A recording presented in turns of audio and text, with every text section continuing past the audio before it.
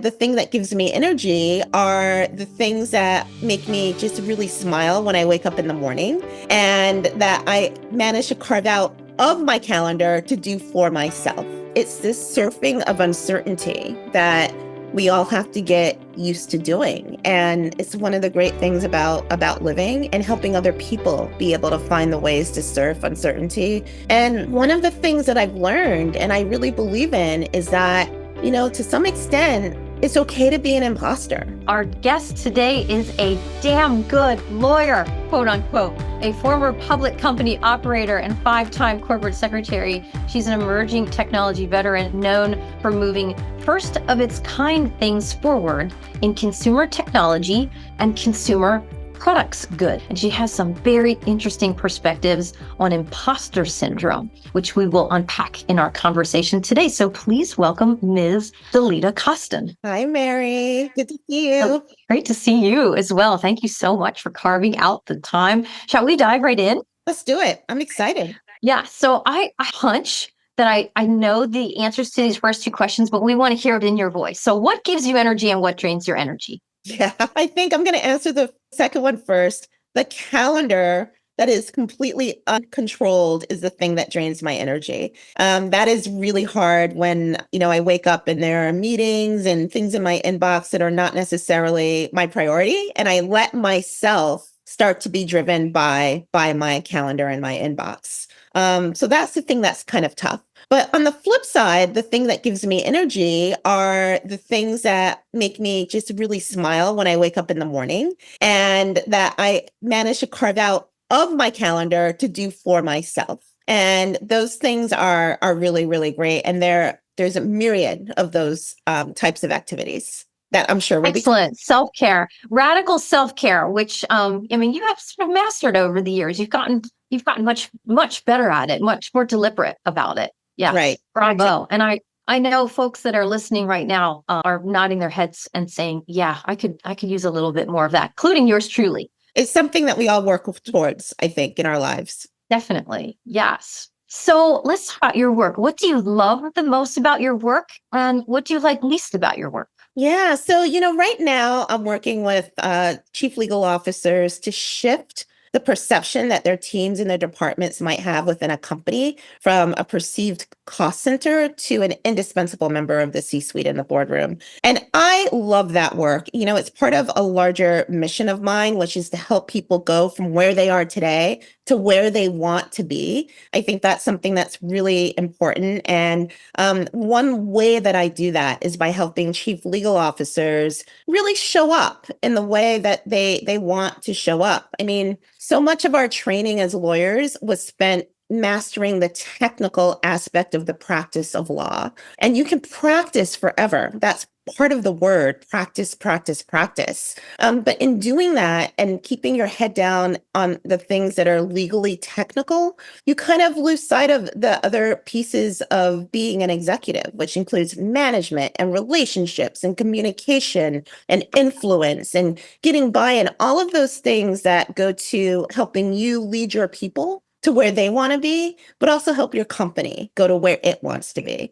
And so I just really love collaborating with other chief legal officers on getting to that point. Yes, and you are in the middle of a launch to do just that. It's delidacostin.com. Yes. Right. So you can see on your background there, delidacostin.com, launching soon. And you also have a TED Talk coming up. Congratulations. Thank you. Super. And you've been doing this work for a long time. I mean, 5-time corporate secretary. You've done 2 IPOs with household brand names, Pandora, Media. When did you realize what the great work of your life would be? Have you known since you were a kid?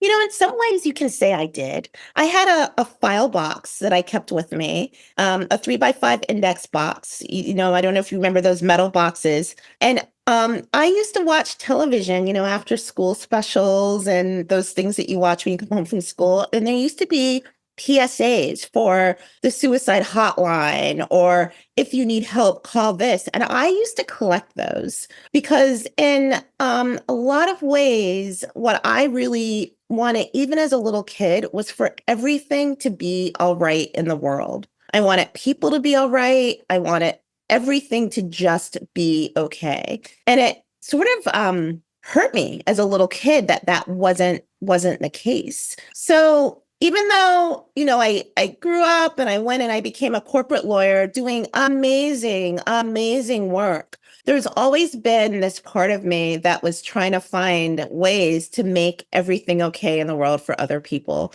And I embodied that in the way I manage my teams. I do that through my nonprofit work. I do that through the advising that I do. Just how do we all get to be better today, but also for the people who come after us in the generations to come. And that calling, that need, that obsession, if you will, with your metal index box, has sort of manifested in some pretty big things. Can you talk a little bit more about Sisters Testify, your passion project, which is brilliant? Yeah, I love Testify.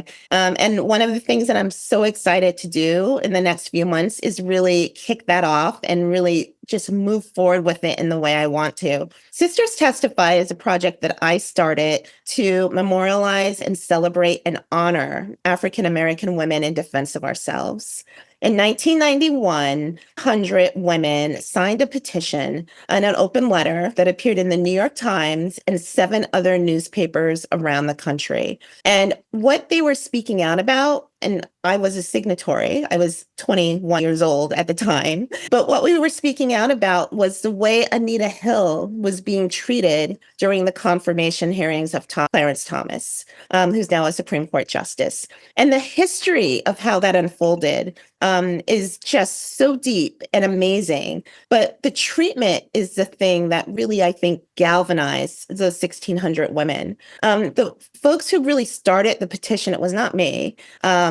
Barbara Ramsby, L. Barkley, and Deborah King really were organizers in the true sense of the word. There was no email, there was no internet. People were sending in $5, $10 in envelopes. And I'm so inspired by that work. And Sisters Testify is my attempt to go out and find those 1,600 women and just find out what they're doing and what the impact that they've had on the world is within their own settings. And there's poet laureates, there's authors, there are award winners, there's actresses, professional women, teachers, academics. I mean, I am just really excited to find those women and put them down, say their names again, and say what they've done and what they've contributed to our society today, and just try to find a way to help mark what that contribution does in the future. Yes. Hashtag generational infiltration, right? That's right. That's right. Yeah,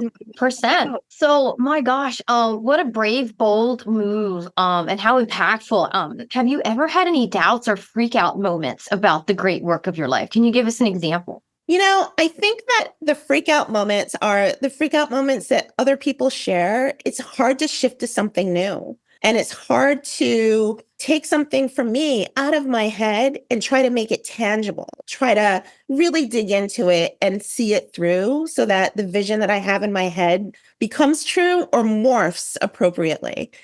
Learning is hard. And I had somebody once say to me, it's almost as though you have a full glass of milk and you see over there that you can have I got that backwards. You have a half glass of milk, but over there's a full glass of milk. And you want to grab for the full glass of milk, but you have to let go. And while you're letting go, there's nothing in the middle until you grab that full glass of milk. And I really think about that a lot because it's this surfing of uncertainty that we all have to get used to doing. And it's one of the great things about living and helping other people be able to find the ways to surf uncertainty, I think is really great too. It gives me a lot of joy. Yes, you certainly have validation of doing that in the work that you've done in the corporate world. And now I would bet a large sum of money that your clients would step up and say, I don't know if they would use those exact words, but you help them to surf the uncertainty, basically,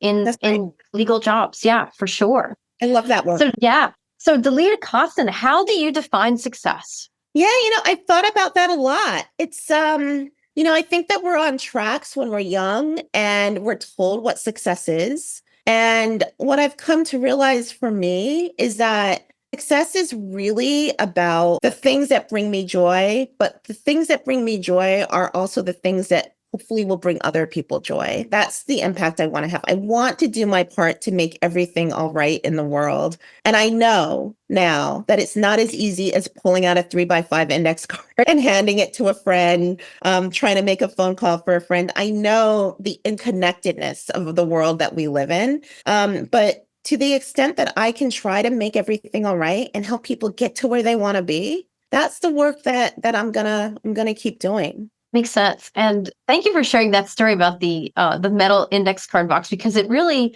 I have a visual. I can see you sitting in front of the TV, and I can see you being very mindful, very detailed about capturing the information and thinking through, like really thinking about, what am I going to do with this? How can I move this agenda forward? So if you had to do it all over again, what would that look like and why? I think I would do it exactly the same way. Part of the joy as I look back, and I hope that I take this lesson as I move forward to the next part of my life. But the things that were hard, that didn't make sense, the things that caused me stress, were really amazing learning opportunities. And it's okay that you don't always know where you're going to end up. I thought I was going to be a public interest lawyer. I really did. I thought that's what I was going to law school to be. And once I got into a corporate law setting, everything was so new and exciting, and, puzzles to put together and things that I had never been exposed to. And it was fun. Fun in the macro sense, not always in the granular late night detail, but even those late nights of pulling out details taught me something. It's a canvas. And so I don't think I would do a thing differently. And what I hope I do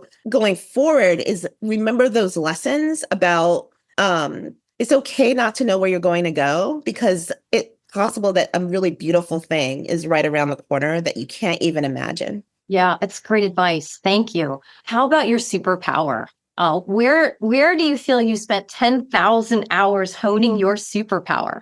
Yeah, this probably gets a little bit into what people are talking about when they talk about imposter syndrome. And I don't think that I'm unique in this, but there's a truth about me. I grew up in a world where dinner and a movie was amazing, and dinner and a show was amazing, and it meant, maybe McDonald's and a movie. And somewhere in there in high school, I was introduced to dinner and a show being sushi and Broadway. And I think that both of those things are really great and can bring joy to folks. But what it really got me thinking about is belonging, and, working through the feelings of what does it mean to belong in different settings? What does it mean to belong on public transportation, going through lots of different neighborhoods with lots of different kids who have really different ways of being and cultures? And one of the things that I've learned, and I really believe in, is that,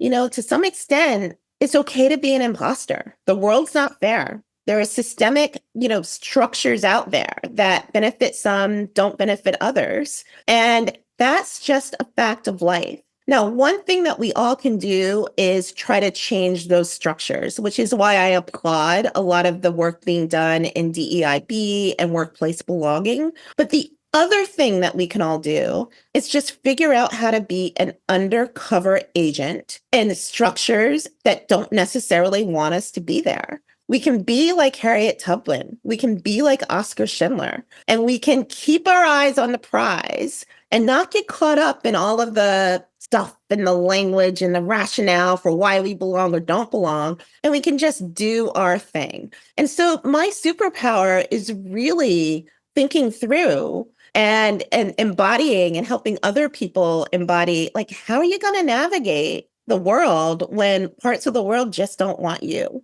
And I've had some really great mentors and coaches to help me do that throughout my career. Some of them did it knowingly, some of them didn't do it knowingly. But I really believe that you just may be an imposter, and that's okay. It's okay. Yes, and shameless pitch for your TEDx talk, which is going to be around the subject of imposter syndrome. And when we look at the research, we're sort of led to think that the imposter syndrome is kind of pernicious, like it's a wicked thing. But you take a complete, like, you have a 180 degree lens perspective on that.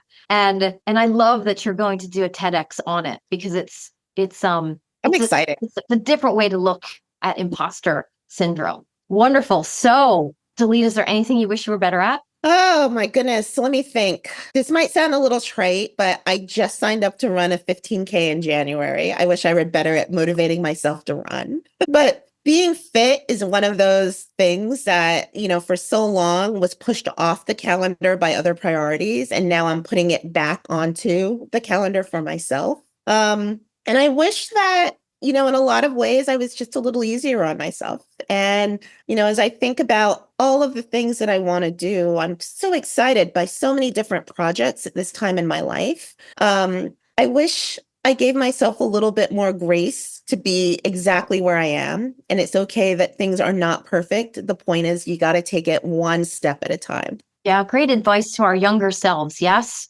Yes. Oh, yes. Yes. Definitely. Yeah. I can relate to that. And I'm sure the folks that are listening now can relate to that too. Next question is a page from Oprah's magazine, the O magazine. On the last page of her magazine, she would write a column about what she knew about herself to be absolutely true. So we're going to mirror that back to you and curious, what do you know about yourself to be absolutely true? Yeah, I know that I want to grab all the goodness that I can for myself and the people around me. Grabbing goodness in the world is important. And you mentioned generational wealth, infiltration of wealth. Wealth is not necessarily finances. Wealth is heartbeats. It is dollars, but it's also education. It's measured in relationships. And that's the kind of wealth that I'm looking to, distribute and help people get access to in their lives. So I know that about myself, grabbing goodness.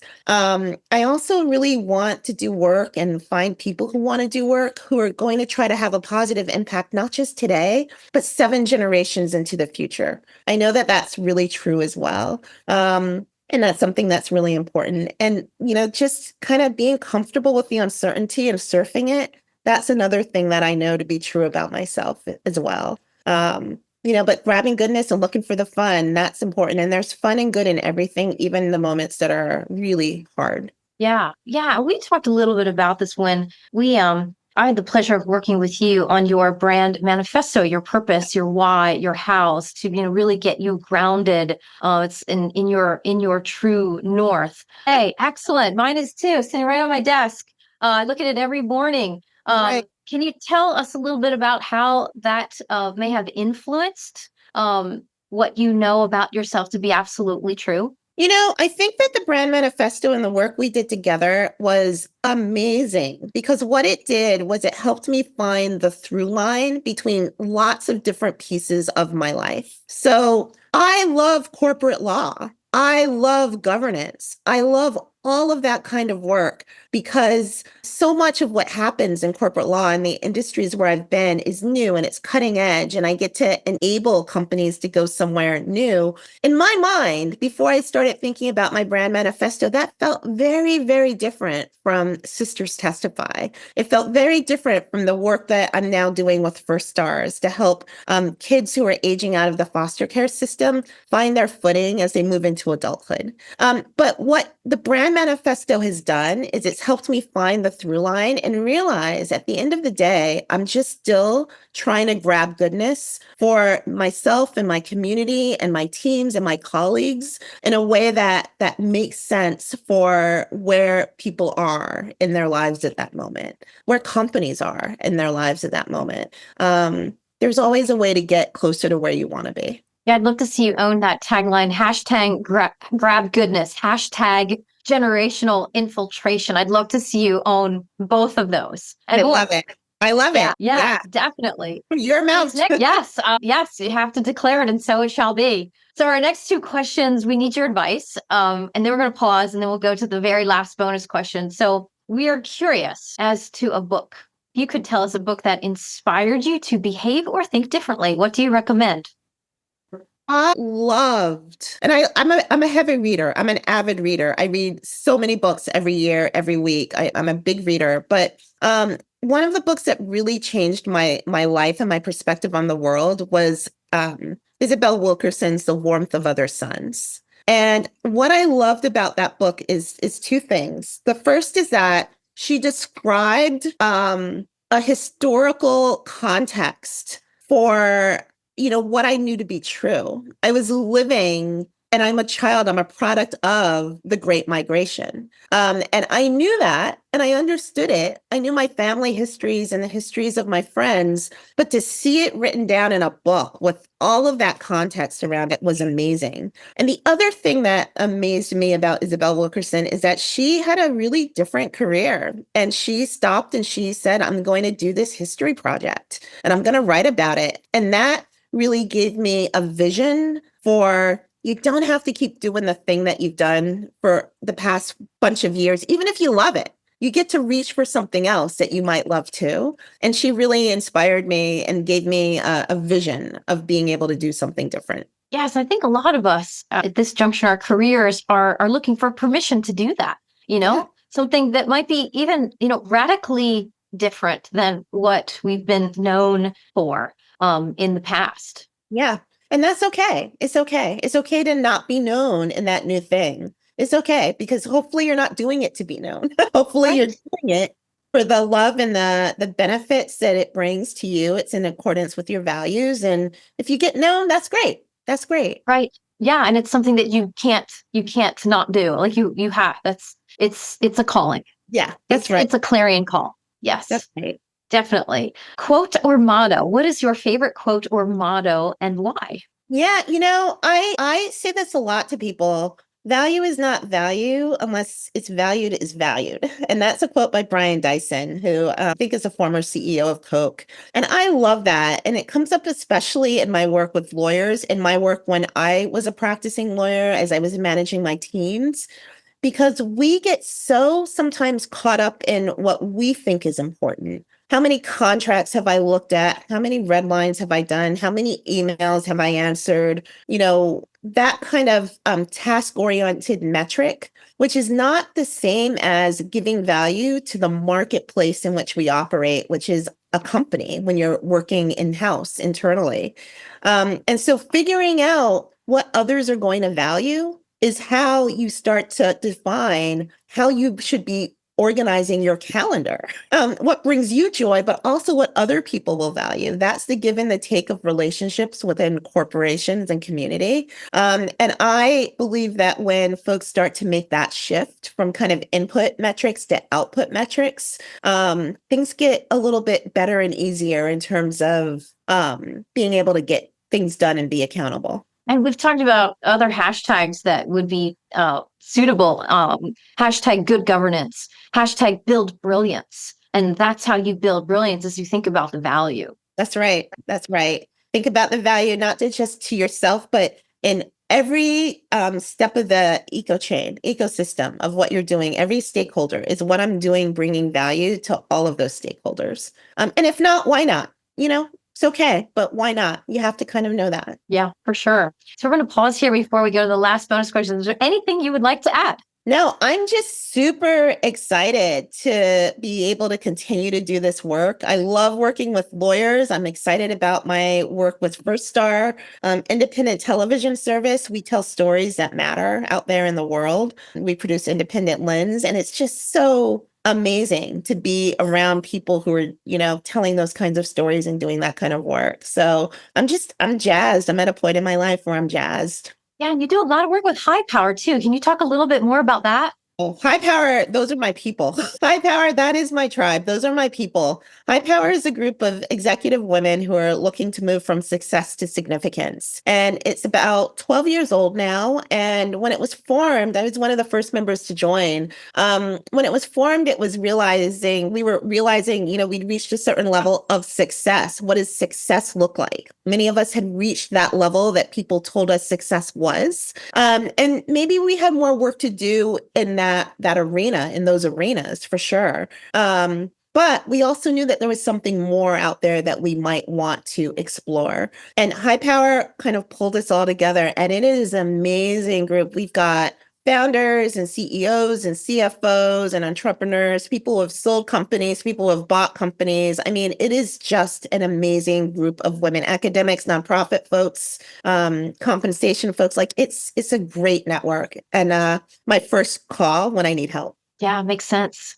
Wonderful. Thank you for that. So last question, if we may, I can't wait to hear the answer to this. So if a higher power, I'll put that in air quotes, whatever you believe that to be, if a higher power would let you do, be, have, see anything you want, there are no limitations, what would you do? If I could do anything, I would make everything all right in the world for everybody. I mean, I really, really would. There's an old song by Sweet Honey in the Rock, which is Chile, your waters run red through Soweto. That's one of the lines. And I mean, the interconnectedness of the exploitation and the despair and the war is of a magnitude that feels like not one of us can solve.